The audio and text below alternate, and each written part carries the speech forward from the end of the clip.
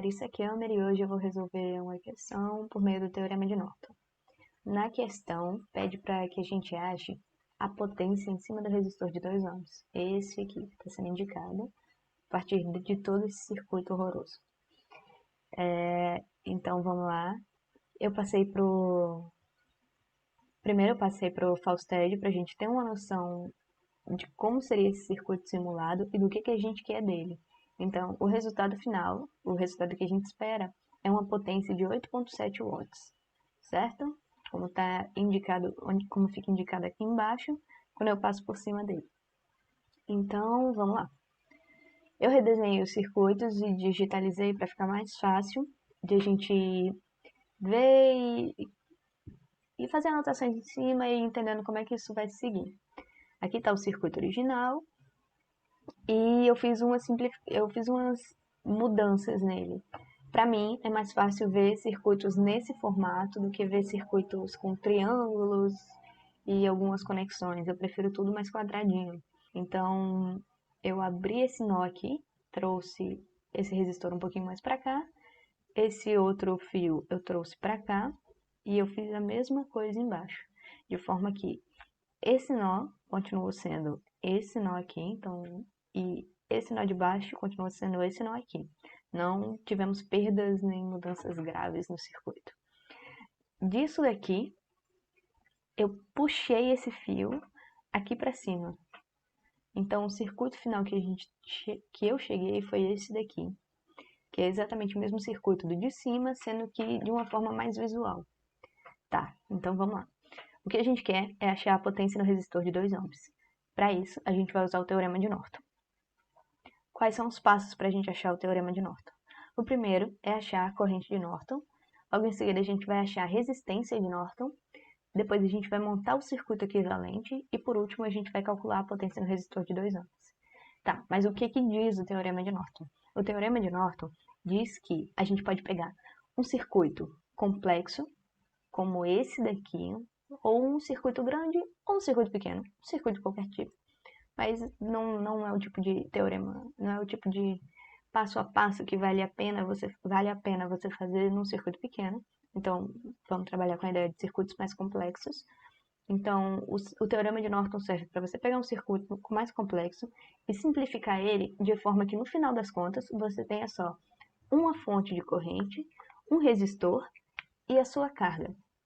Então, eu pegaria todo esse circuito aqui, tiraria a minha carga, que eu vou já explicar o que é, e no final das contas eu vou ter tudo isso aqui transformado em uma fonte de corrente, um resistor e a carga.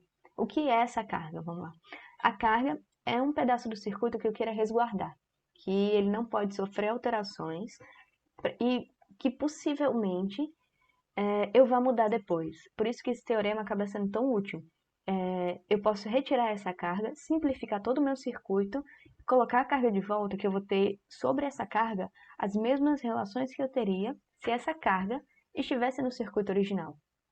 Ou seja, no nosso caso, como a gente quer a potência em cima do resistor de 2 ohms, eu vou tirar esse resistor de 2 ohms, porque a potência em cima dele não pode ser mudada. Então, o resistor de 2 ohms é a minha carga, eu vou retirar ele, vou simplificar todo esse circuito e depois eu posso colocar esse resistor de 2 ohms em cima. E aí, esse teorema de Norton é tão útil porque se eu quisesse trocar esse resistor de 2 ohms por um resistor de 4, 5 ohms, se eu quisesse trocar ele por uma fonte, se eu quisesse fazer o que fosse com ele, eu poderia usar esse circuito simplificado para não ter que fazer todos os cálculos de um circuito desse tamanho de novo. E é por isso que ele é extremamente útil. Nesse caso, vai servir um pouco mais como amostragem, mas fica aí o aprendizado. Então, vamos lá. Os passos para achar a corrente de Norton primeiro achar e definir qual é a nossa carga. A carga que a gente quer, como já havia dito, é o resistor de 2 ohms. A gente pode trabalhar com esse circuito aqui, que é equivalente ao anterior. Então, eu quero essa carga aqui, essa é a minha carga. O segundo passo é retirar essa carga. Então, eu vou abrir aqui e aqui em algum ponto e vou retirar essa carga. Depois, o terceiro passo diz que a gente deve passar um fio no lugar dessa carga. Então, aqui, entre A e B, onde estava o meu resistor de 2 ohms, Agora eu vou passar simplesmente um fio. O quarto passo vai ser identificar a corrente que passa entre esse A e B. A corrente que passa entre esse A e B é a minha corrente de Norton.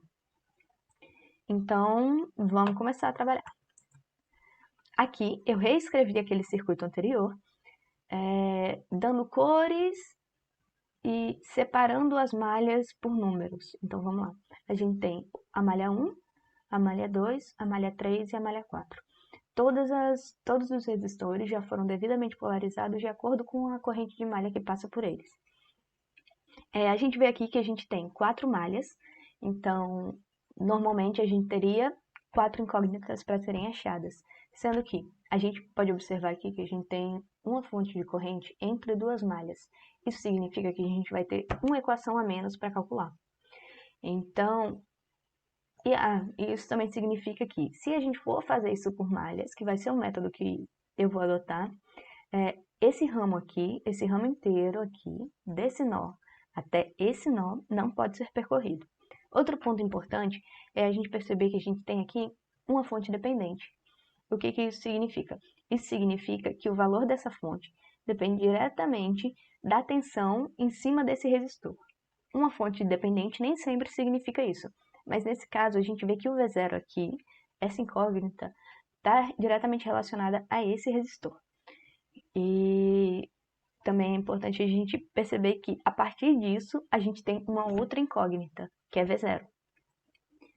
Então, no final, a gente vai ter 4 incógnitas, 4 malhas, mas essas duas aqui, elas não podem ser percorridas individualmente, porque a gente não pode passar por esse ramo dessa fonte de corrente. Vamos começar.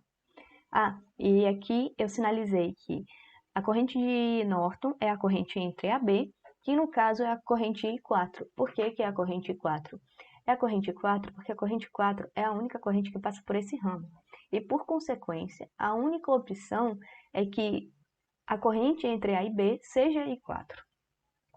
Outra coisa aqui, eu já fiz as polarizações, como eu havia dito, e eu optei porque essa corrente ficasse no mesmo sentido da tensão por uma questão de comodidade, mas não precisa que seja feito dessa forma. Então, vamos começar aqui. Dentre as equações que a gente pode achar, a gente tem essa equaçãozinha que me diz o quê? Que essa fonte de corrente, ela define tanto essa corrente de malha aqui, quanto essa corrente de malha aqui de baixo. Por quê? Porque essas duas correntes, elas passam por cima de uma fonte de corrente. Uma fonte de corrente, ela determina o valor da corrente em um ramo. Então, a gente sabe que esse ramo aqui vale 2 amperes. A corrente que passa por esse ramo inteiro vale 2 amperes. Como o I2 passa por esse ramo e como o I4 também passa por esse ramo, a gente sabe que, de alguma forma, essas duas correntes, I2 e I4, têm que se relacionar com essa fonte de corrente. Então, pela forma como eu polarizei, pela forma como eu coloquei as correntes, a gente vê que I2, ela está no mesmo sentido dessa fonte de corrente, porque ela vai percorrer assim, e I4, ela está no sentido oposto, porque enquanto a fonte de corrente está para lá, a I4 vai estar para cá. Ela faz essa volta aqui. Então, ela vai passar na fonte de corrente no sentido oposto. Então, a gente vai ter o quê? Que 2A vai ser igual a I2, porque I2 está no mesmo sentido da fonte de corrente, menos I4, que está no sentido oposto. A segunda relação que a gente pode tirar é aquela primeira que eu havia falado aqui há pouco tempo, sobre a relação entre o resistor de 5 ohms e a tensão em cima dele, desculpa. Como é que a gente pode fazer esse cálculo de maneira correta? Porque é muito fácil você também se confundir entre a polarização desse resistor e a forma como esse resistor se liga a essa tensão em cima dele. Uma forma de você fazer isso corretamente é aplicando uma malha virtual. Isso significa que você vai trazer o resistor de 5 ohms para aqui para baixo, ou o resistor que você tiver, e vai ligar ele por meio de fios a uma suposta tensão V0, que vai estar aqui representada com a polaridade no mesmo local que a polaridade do V0 anterior. Então, se ali o mais estava na esquerda, aqui o mais também tem que ficar na esquerda. a corrente I1 que vai passar por dentro dessa mini malha vai ser a minha I1, porque de fato é a única corrente que passa aqui, mas a depender do caso, não necessariamente você precisa chamar de I1, enfim. Então aqui a I1 vai polarizar o meu resistor do mais para o menos, o mais na esquerda e o menos na direita, porque é o sentido que eu adotei para ela, é o sentido que eu optei, mas não precisava ser dessa forma. E aí, se a gente for percorrer essa malha no mesmo sentido da minha corrente, a gente vai ter que menos 5 e 1, aqui eu coloquei para generalizar, mas a gente sabe que essa corrente que passa é a I1. Então, menos 5 e 1 mais V0, porque a gente está adotando aqui os sinais de saída. E isso aqui tem que ser igual a zero pela lei das malhas. No final das contas, a gente vai ter que V0 é igual a 5 vezes I. A forma como eu escolhi percorrer a primeira malha foi da esquerda para a direita e para começar eu decidi percorrer só a malha 1. A gente sai desse ponto aqui de cima, inicial, e a gente desce. Como eu vou adotar só os sinais de saída, aqui vai ficar menos 3V. Deixa eu descer um pouquinho só para a gente conseguir ver a equação ao mesmo tempo. Vamos passar para cá e lembrando que o sinal que a gente vai pegar não é o sinal da tensão, é o sinal que a corrente polariza. Então, menos 5 e 1, menos 3 e 1, sendo que aqui a gente vê que esse resistor de 3 ohms, ele não é polarizado só pela corrente 1, ele também é polarizado pela corrente 2. A corrente 2 também passa por ele. Isso significa que, se a gente quiser fazer a somatória das tensões, nessa malha, a gente tem que considerar todas as correntes que passam por cima desse resistor. Senão a gente não vai ter, de fato, as tensões que formam essa malha. Porque a tensão desse resistor está diretamente ligada às correntes que passam por cima dele. Se passa mais de uma, eu preciso considerar mais de uma. Equação, porque pegando o sinal de saída, a gente vai ter menos 3 e 1, e o sinal de saída de 2 aqui está sendo menos também, então menos 3 e 2. Simplificando isso aqui, resolvendo um pouquinho a equação, a gente vai ter que menos 8 e 1, menos 3 e 2 igual a 3. Aqui eu escrevi essa equação de cima de duas formas, primeiro isolando I1 e depois isolando I2. Eu risquei I2 porque eu decidi seguir por I1, mas você pode decidir seguir por qualquer uma das duas sem problema. Na malha 2 e na malha 4, mais uma vez eu coloquei aqui um aviso dizendo que eu não posso percorrer porque é essa fonte de corrente. Então vamos lá. No final das contas, a gente vai ter essa equação, porque pegando o sinal de saída, a gente vai ter menos 3 e 1, e o sinal de saída de 2 aqui está sendo menos também, então menos 3 e 2. Simplificando isso aqui, resolvendo um pouquinho a equação, a gente vai ter que menos 8 e 1, menos 3 e 2 igual a 3. Aqui eu escrevi essa equação de cima de duas formas, primeiro isolando I1 e depois isolando I2. Eu risquei I2 porque eu decidi seguir por I1, mas você pode decidir seguir por qualquer uma das duas sem problema. Na malha 2 e na malha 4, mais uma vez eu coloquei aqui um aviso dizendo que eu não posso percorrer porque é essa fonte de corrente. Então, nesse caso aqui, a gente já tem a tensão pronta, a gente não precisa se preocupar com as correntes que passam. Então, a gente só vai exportar o 6V0 normal. E aí a gente desce, voltamos para o ponto inicial, sem mais nenhum elemento aqui nessa borda do circuito. E é isso que a gente pode ver aqui.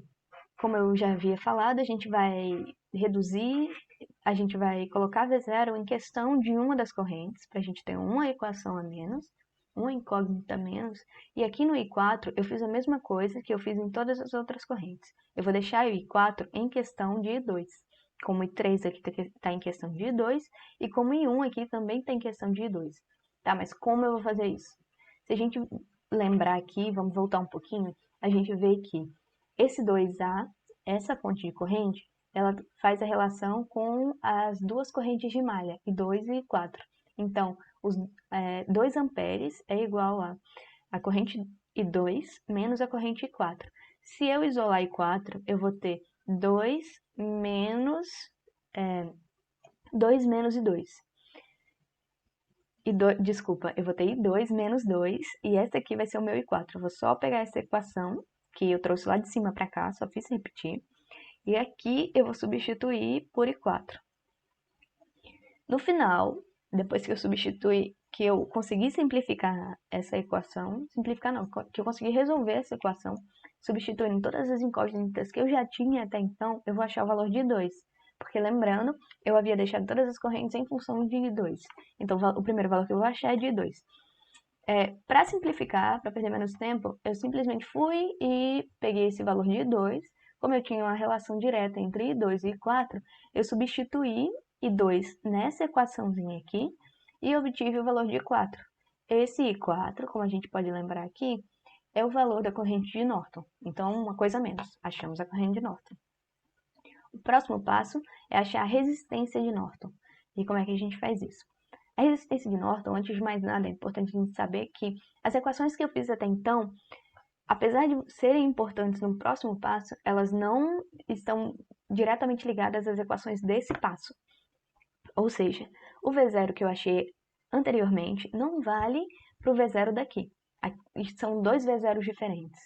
Entenderam? Por mais que a equação que vai gerar seja a mesma, como a gente pode ver aqui sinalizado, porque a gente mantém o resistor de 5 ohms intocado, assim como a tensão em cima dele, mas a corrente que passa em cima não necessariamente vai ser a mesma. E por isso, no final das contas, V0, quando a gente substitui esse 1, não é o mesmo do V0 achado anteriormente. Então eu não posso pegar o V0 de anteriormente e só jogar para cá. Não posso fazer isso. Então vamos lá. Partindo desse ponto, vamos fazer o passo a passo. Em primeiro lugar, a gente vai ter que desligar todas as fontes. Primeiro, vamos desligar as fontes de tensão. Como é que a gente desliga uma fonte de tensão? A gente faz um curto-circuito. A gente curto-circuita elas e aí a gente pode considerar elas como desligadas. Para as fontes de corrente, o caminho é um pouquinho diferente. A gente vai ter que abrir os terminais das fontes de corrente. Se vocês lembrarem, a gente vai ter aqui a fonte de corrente em série com esse resistor aqui. E vai ser exatamente nesse ponto aqui e nesse ponto aqui, nos terminais da fonte de corrente, que a gente vai abrir o circuito. E por que que nesse daqui eu tirei o resistor? Eu tirei o resistor porque no circuito aberto não vai, como esse ramo está aberto, não vai passar corrente em cima dele. Se não vai passar corrente em cima do resistor, aquele resistor ele não vai estar contribuindo em nada para o nosso circuito. Então eu posso tirar ele. Eu podia só ter deixado ele e ignorar a existência de uma corrente, mas até para ficar mais fácil de visualizar, eu decidi tirá-lo também. Não há perdas em simplesmente tirá-lo. O segundo passo, depois de desligarmos todas as fontes, exceto as dependentes, fontes dependentes não podem jamais, em hipótese alguma, serem desligadas, é ligar uma fonte no local da carga. Qual era a minha carga? A minha carga era um resistor de 2 ohms, que estava justamente nesse ramozinho aqui de baixo. E aí eu troquei ela por uma fonte com um valor arbitrário. Eu arbitrei para que esse valor fosse igual a 1 por uma questão de facilidade. Você pode arbitrar para que ele seja qualquer coisa, sem problema algum. Você pode, por sinal, arbitrar porque aqui seja uma fonte de corrente. Eu preferi que fosse uma fonte de tensão. Tá, mas como é que a partir desse circuito eu vou achar a minha resistência de Norton? A minha resistência de Norton vai ser a resistência em cima dessa fonte de tensão. E ela vai ser calculada por meio da lei de Ohm, normalmente, V igual a RI, em que esse R é a minha resistência de Norton. O V eu conheço porque eu arbitrei o valor, no meu caso é 1. E essa corrente que passa aqui em cima, nesse caso eu já coloquei 2, mas poderia ser uma corrente de valor qualquer e eu vou já explicar por que 2 aqui. Então, essa corrente que eu achar aqui, essa corrente que é gerada a partir do momento que eu coloco essa fonte de tensão e passa aqui por cima, é a corrente que eu vou usar para descobrir a minha resistência de Norton, como está indicado aqui embaixo. Tá, mas por que essa corrente é igual a I2? é igual a I2, porque como a gente pode ver aqui, I2 é a corrente de malha que passa nessa malha gigante aqui de fora. Nessa malha passa a corrente I2. E nesses ramos exteriores aqui, só passa I2. Então, por consequência, a corrente que passa aqui é obrigatoriamente I2. Se ela é I2, eu posso só substituir aqui, certo? Então, no final das contas, o que eu preciso é achar I2 para jogar aqui e pegar a minha resistência de Norton. Eu escolhi como método a análise de malhas. Você pode escolher qualquer método que você queira. No meu caso, eu preferi que fosse a análise de malhas, mais uma vez, porque é um método que me deixa confortável. Você pode escolher por nós ou qualquer outra coisa, aí vai realmente de cada um. Mais uma vez, eu mostrei aqui como é que a gente vai achar a relação do V0, só para realmente frisar. E aí a gente começa a percorrer. Então, vamos lá, vamos começar a percorrer a malha por essa malha 1. E a malha 1, assim como as demais malhas, já foram polarizadas pelas suas respectivas correntes, I1, I2 e I3, para malha 1, 2 e 3, respectivamente. Então, vamos lá começar pela M1, que é a minha malha 1, e eu escolhi percorrer essa malha da direita para a esquerda, justamente por causa dessa tensão, só por uma questão de facilidade mesmo. Percorrendo aqui, a gente vê que a gente vai ter menos 5 e 1, menos 3 e 1 e menos 3 e 2, certinho? Simplificando, a gente vai ter que I2 é igual a menos 8 sobre 3 e 1. Essa é a minha primeira equação. Vamos lá percorrer a malha 2. A malha 2, a gente pode começar por aqui. Vamos percorrer esse trecho, esse outro, e a gente vê que agora a gente pode percorrer justamente porque não tem aquela fonte de corrente. A gente desce para cá e vamos ter 12 e 2 negativo e vamos ter 12 e 3 positivo. Justamente porque I2 vai ter como sinal de saída um negativo e o sinal respectivo para I3 é positivo. Logo em seguida, a gente vem para essa fonte dependente, fonte de tensão dependente, que vai ser negativa, porque o sinal de saída está negativo. Vamos seguir por aqui, por esse outro fio, sem mais nenhum elemento, e chegamos na fonte de tensão arbitrária que a gente colocou aqui. Então, a gente soma 1, porque ela está virada para a esquerda, o sinal de saída dela é positivo. Vamos para cá, vamos subir de novo, e aí a gente soma o resistor de 3 ohms. A gente diminui o valor do resistor de 3 ohms vezes I2 e diminui o valor de 3 ohms vezes I3, que é justamente a equação que a gente tem aqui na malha 2. Para a malha 3, a gente pode começar por aqui, e menos 6 e 3, descemos por aqui mais 6V0, porque o sinal de saída é positivo, e aqui a gente inverte o que a gente fez na malha anterior. Se na malha anterior era mais 12 e 3, aqui a gente vai ter menos 12 e 3, porque o sinal de saída é negativo, e mais 12 e 2, porque o sinal de saída é positivo. E aí fechamos a malha 3, que é justamente o que a gente tem aqui. No caso da malha 3, eu substituí 2, que a gente havia achado aqui da malha 1, e eu consegui obter I3 também em função de I1, assim como I2. E aí eu substituí tanto I2, quanto I3, quanto V0 nas minhas equações da malha 2. Quando a gente faz todas essas substituições, a gente consegue achar os valores de I2, I1 e I3, ou I1, I2 e I3. Lembrando que o valor que a gente queria de corrente lá no início era o valor da corrente I2. A gente conseguiu achar I2 aqui, que é 24 sobre 51. Então, isolando Rn, a gente vai ter que 1 sobre I2 é igual a Rn, e Rn, no final das contas, vai ser 2,124 ohms. Ok? Achamos a resistência e já tínhamos a corrente de Norton. Agora a gente tem também a resistência de Norton. O que a gente vai fazer agora? A gente vai montar o circuito equivalente. Isso significa, agora de uma forma mais clara, explicando o teorema de Norton, é que a gente vai substituir todo aquele circuito enorme do início por esse circuitozinho aqui, mais a carga que no circuito anterior a gente suprimiu. Então, a gente vai aqui colocar o valor da nossa corrente de Norton em paralelo com a resistência de Norton e vamos encaixar nesses terminais a nossa carga, que a gente já havia separado, e no caso é o resistor de 2 ohms. Se a gente segue, o próximo passo é achar a potência em cima desse resistor. Então, a gente sabe que a fórmula da potência é igual a resistência vezes a corrente ao quadrado. Uma das equações no caso, tá? Mas aí você me pergunta, a gente já não achou a corrente de Norton? Achamos a corrente de Norton. Mas como a gente pode ver aqui, a corrente de Norton não é a corrente que passa em cima do resistor de 2 ohms. E como a gente quer a potência em cima do resistor de 2 ohms, a gente precisa da corrente que passa por cima dele.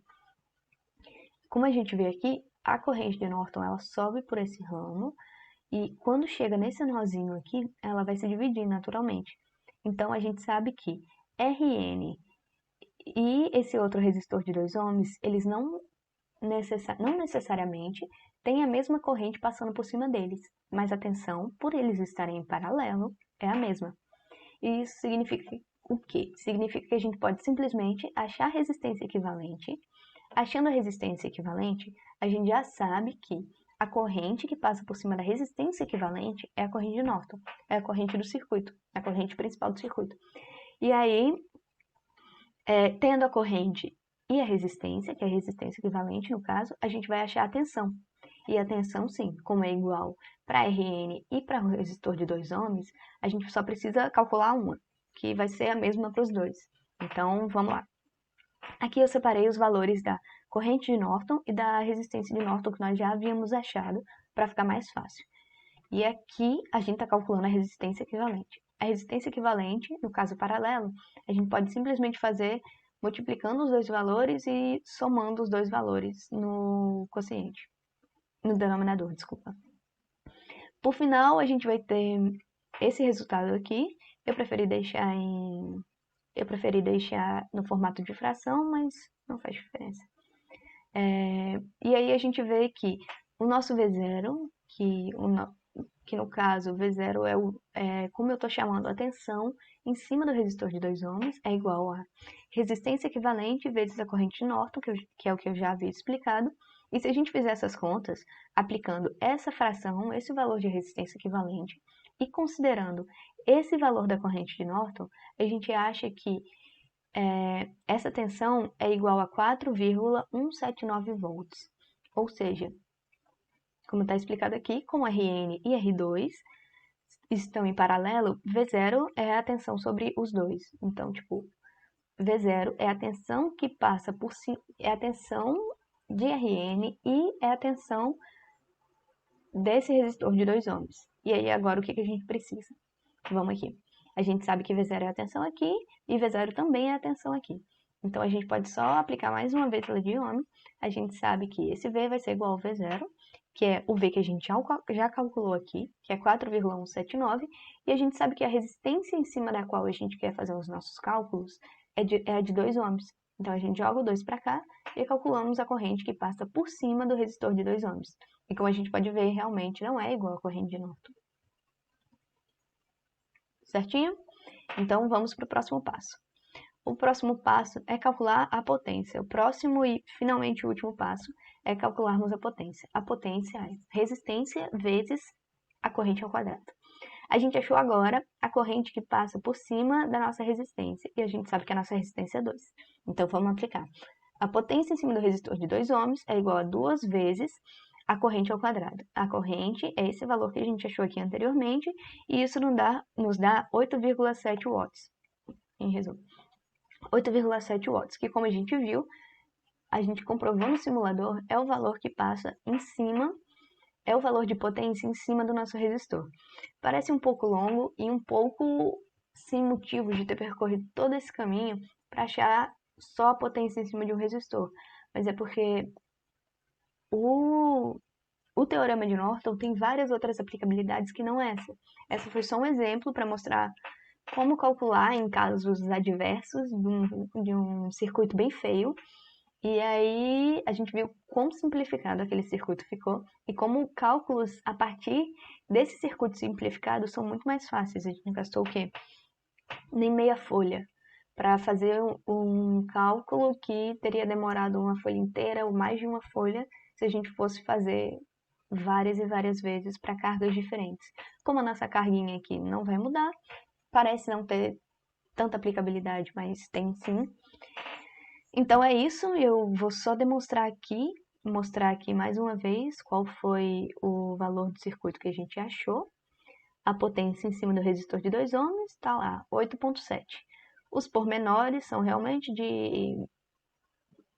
de simplificações em contas, mas o principal é que a gente achou que a potência em cima do resistor de 2 ohms é 8,7. Agora imagina ter que calcular tudo isso se eu quiser trocar esse resistor. Realmente não vale a pena. Então por hoje é isso. Muito obrigada